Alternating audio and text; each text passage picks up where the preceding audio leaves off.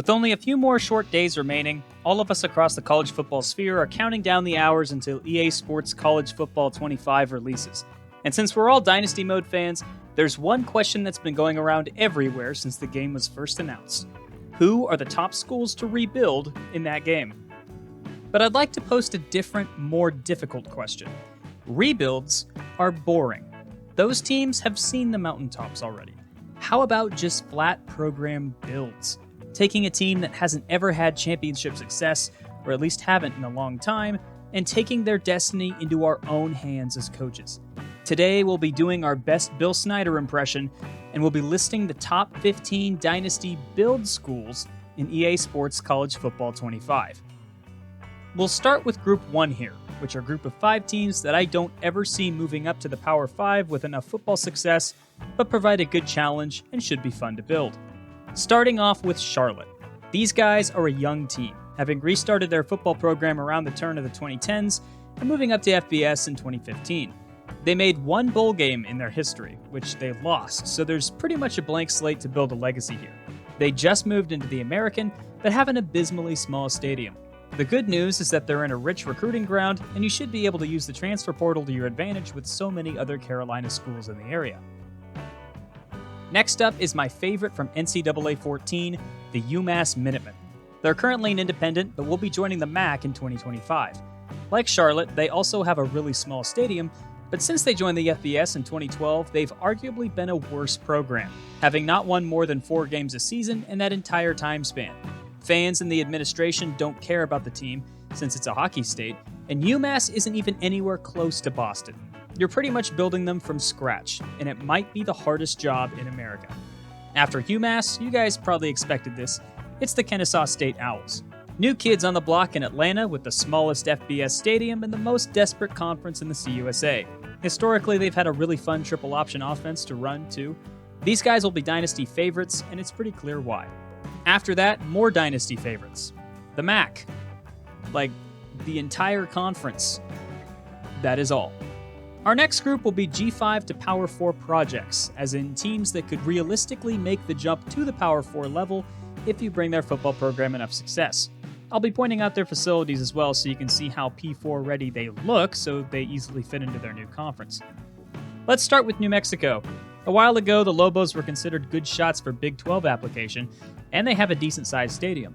But their football team has historically just been awful, hovering around 440 all time, and they haven't been over 500 in a season since Bob Davie led them to a 9-4 season in 2016. They do have historical dormant rivalries with both Arizona and Texas Tech, so maybe you could fill in the 4 corners and have them join the Big 12, or you could help them fill in a Pac-12 on the brink of death. UTEP is another former favorite of mine. The Sun Bowl is huge and might be one of the prettiest stadiums in America, but the Miners are below 400 all-time as a program with only 2 conference titles in their history. They've been locked out of the Mountain West for the last few years, but with their history and other sports in their facilities, bringing them football success might be their ticket into a revitalized Pac-12 conference. If you know me, you know I've ranted about Colorado State to the Big 12 for years now at this point. The re-edition of the Buffaloes pretty much kills that idea, but Green K-State, as I call them, has a brand new stadium with over 40,000 capacity and some really good uniforms at their disposal.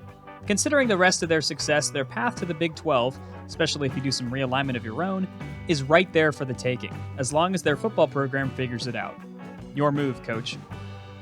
Much the same as Colorado State is UNLV. They'd unfortunately be playing in an NFL stadium, but it's a really solid NFL stadium with lots of capacity. Despite having some recent success, which should disqualify them from this list, they're historically abysmal, with just 1 conference title in their history and an all-time record hovering below 400. Some football success, though, and they'd be a perfect addition to a new Pac-12. Hey, let's move east, shall we, to another one of my favorite NCAA 14 schools, UConn. I used to love recreating a Northeastern Conference with these guys and bringing them success, especially in a place that doesn't care about football as much. The Rent is a Power 5 stadium already, and if you can overcome their last 10 to 15 years of terrible football, they could slide right into a realigned ACC. And then there's these guys. You know why they're here. Fix what money and greed broke, get these guys back to the Power 4 where they belong. Our last group here is a little less challenging, but still fun. Existing P4 teams that need a boost to higher levels. They haven't experienced championship level success in a good long time, and some of them are perennially bad. First up is the Cal Golden Bears. Almost 100 years ago, these guys were a dynasty. They haven't cared much about football since then, though. Neither their fans, administration, or apparently their players. Now, with their recent move to the ACC, for some reason, they have the opportunity to completely rebuild their image. Or not. I get the feeling most of us are just going to end up rebuilding the pack anyway. Next up is Arizona State. They've been called a sleeping giant for so long, but guys, I think the giant's dead. Their only 2 national titles came from when they were in the WAC 50 years ago, and even then, they're unofficial and unclaimed. Recently, they've been volatile, and their new move to the Big 12 could either constitute a hard restart for their program or further sinking into the depths. Your job as a coach? Wake the giant up. Indiana will be a favorite, especially in the new gauntlet of the Big Ten. They're the losingest FBS team of all time, and definitely the worst all-time Power 4 program. I'm saying this as a fan of K-State, who was in Indiana's exact position prior to 1989. Someone needs to get Indiana their own Bill Snyder. Their last conference title was in 1967, and they've only won 3 bowl games in their entire existence. They might as well just be the most apathetic football program in the Power 4, and your job, should you choose to accept it, will be to change that for the Hoosiers. Then there's SMU, the newest member of the Power Conferences by way of literally throwing money at it. Pre-death penalty, they were one of the strongest programs in Texas. Since then, they've been overall pretty bad. Despite having a few accounts on the internet that will absolutely hunt you down, you know who you are, their fan base can be really apathetic at times. Still, they have some of the cleanest uniforms in college sports, and their stadium recently got upgraded. They could be a fun dynasty squad, especially as the lone Texas team in the Atlantic Coast Conference. Yeah, no, just realign everything. Lastly, for the power schools, I have Wake Forest.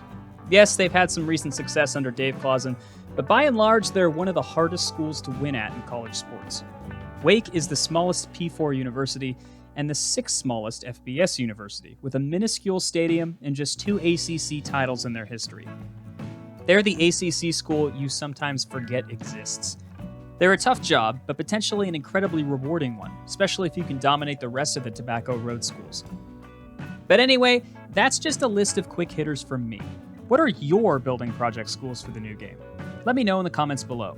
If the most prominent answer isn't your alma mater, then I personally disagree with you, unless your alma mater is already good, and then you can choose another school.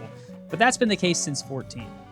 As always, stay safe out there, be civil in the comments, and have fun with the game. Just don't lose track of too much time. I'll see you guys later.